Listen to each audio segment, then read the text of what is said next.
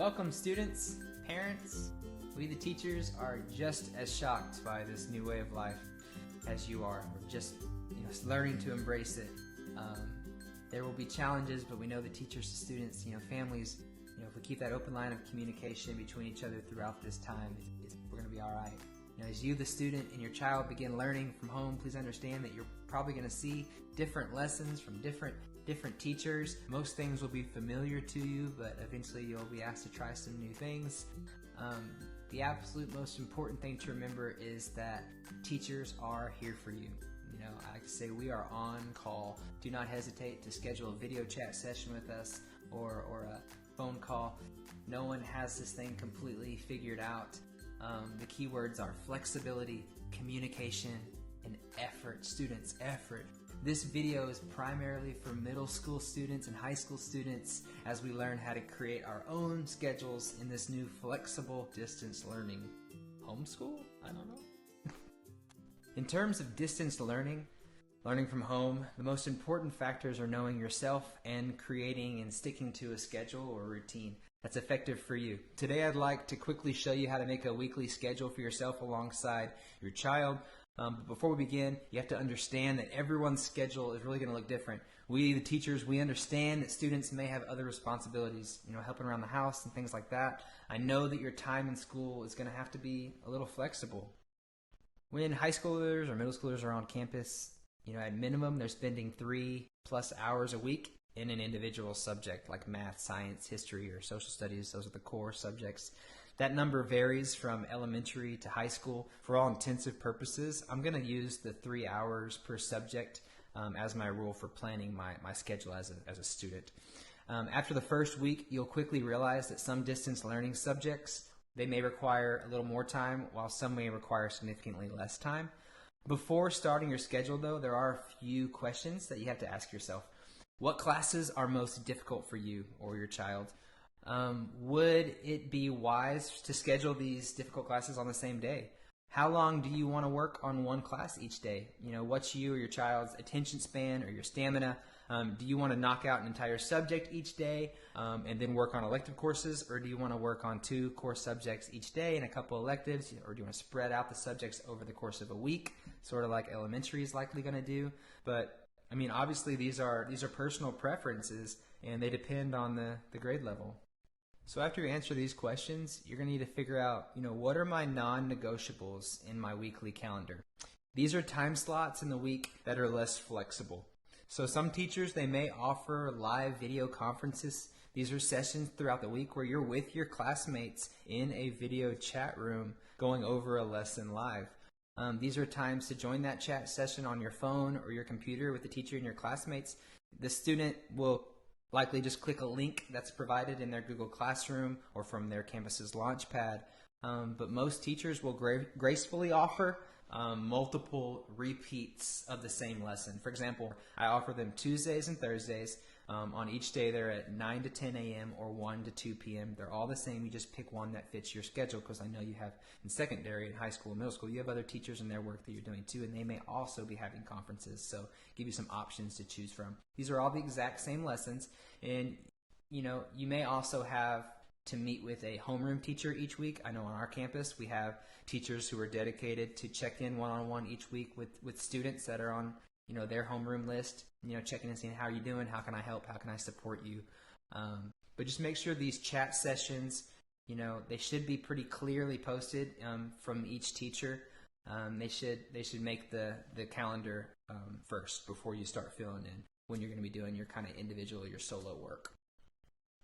So I have attached a paper version that you could print out of a weekly calendar that you could go through and fill in if you like to do things by hand. Sometimes I do. I would suggest using Google Calendar. We're a Google district, so it's easy to kind of sync up our devices and get stuff synced up with your own phone. You can even share them easily between your parents or your kids. So for the ease, you may want to do this in order to even collaborate easier with other classmates. So for me, notice I talked about those conference calls. I put them in green here. For example, I've got a math teacher, a science teacher, and an English teacher that are going to call in, and they gave me different options to choose from. once a week as a class, I can join, a live class through a chat room. I also have a check-in with my homeroom teacher on this day that we got together and decided that was the best day. It may be different for you, when you talk to your homeroom teacher.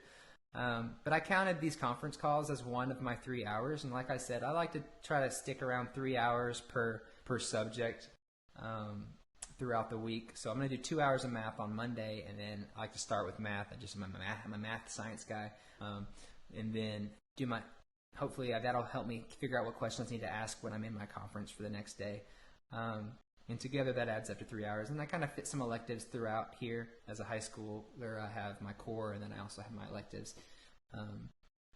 I can also set notifications in here as reminders. So if I click here, when I just added this, let's pretend like I'm adding an elective here. So I add an elective, I'll call it elective, whatever you want to call it. Could be your PE teacher that's trying to get you to make a TikTok video, whatever, your dance teacher, or your, who knows what's going on in your wood shop or whatever.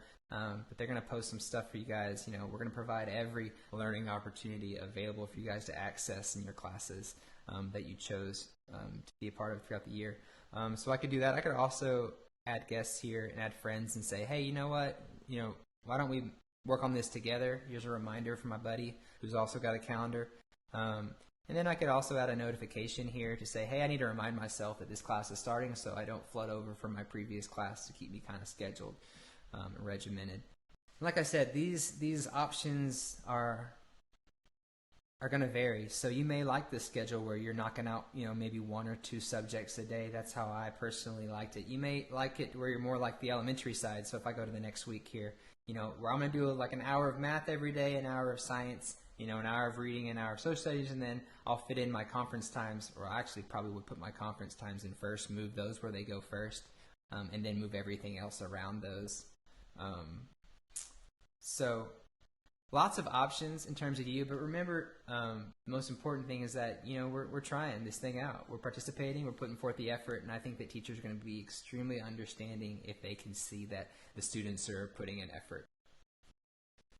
I don't think there's going to be any teacher that says, I don't want kids working with other kids. I don't want students working with other students. We're all about collaboration. The more the merrier. So if you guys can link up somehow in your own chats, encourage it. Obviously, with a little bit of parent supervision is usually recommended in those chat rooms. These are the different options that are kind of out there for conferencing. You can get up to, I don't even know, 25 to 200 people in some of these. Google Meet is our kind of the one we're doing where I'm working. It's got some features that are a little better for the students, and that's what the teachers are going to be using to communicate. So they'll be used to using that. Parents, this is also what you would use to communicate with teachers. With Google Meet, you can share your screen with one another and you can video chat. It works great on cell phones and computers. I haven't had luck with gaming systems. You'd have to go on to some other, probably Skype or something else to do that for PlayStation 4 and Xbox. And so, yeah, I've got a preschooler at home right now that we're doing a little distance learning with, and it's been, a challenge, but also exciting, and we're just experimenting with some different things. And I'll tell you, what changed everything for us was establishing a routine and a schedule with our little one, and it's really fixed everything for us. And I encourage that you guys can get on Google Calendar and hold each other accountable, students, parents, students with students, and using those schedules that you're creating. When you're done with your weekly calendar, really the big thing is you got to stick to the plan.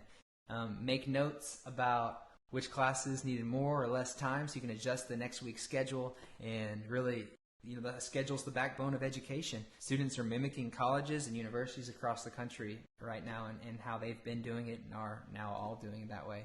In fact, if you look at the world reports from the World Economic Forum and kind of look at where jobs are going, today, creativity, critical thinking, problem solving are obviously very important. This kind of chart, the way he displayed it, this came from the Tech Rabbi. He's a great resource for looking to see where education's going. But even looking forward, we can only look 2 years out now because job markets and jobs are changing so quickly. It's a little less. You look over here, it's a little less. Number 5 on the declining side, reading, writing, and math.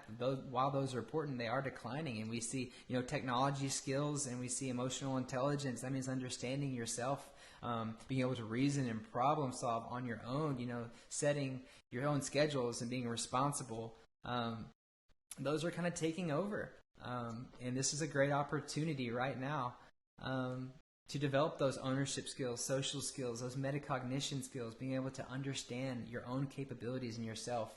We've been moving in this direction for 5 years, and hopefully you can see when you're working with your children, or as a student, you can see how quickly you're picking up on these things. Things like Google Classroom and Google Suite, entering codes to access digital tools like that. Just remember, again, you got to stick with your schedule. So that's really the foundation of this video, is set reminders, hold one another accountable, and make every effort, to work with others. And don't hesitate to reach out to your teacher. That's parents, but mostly I'm talking to students right now. Reach out to your teachers. They're going to be reaching out to you, but they're there for you. And we've got all these new ways of communicating that we haven't been using, as frequently in the past, but now we're forced to. So try out these chat rooms and try out these different ways of communicating. So just remember to stick to your schedule. Set reminders, hold one another accountable, but make every effort to work with others, and never hesitate to reach out to your child's teacher. The role of the teacher is to provide access to learning and do whatever it takes to help you and your families become better learners. Effort and participation are going to trump right now performance. We're focusing on developing those 21st century skills. But again, we're here for you, and we'll be reaching out, and hopefully you do the same for us.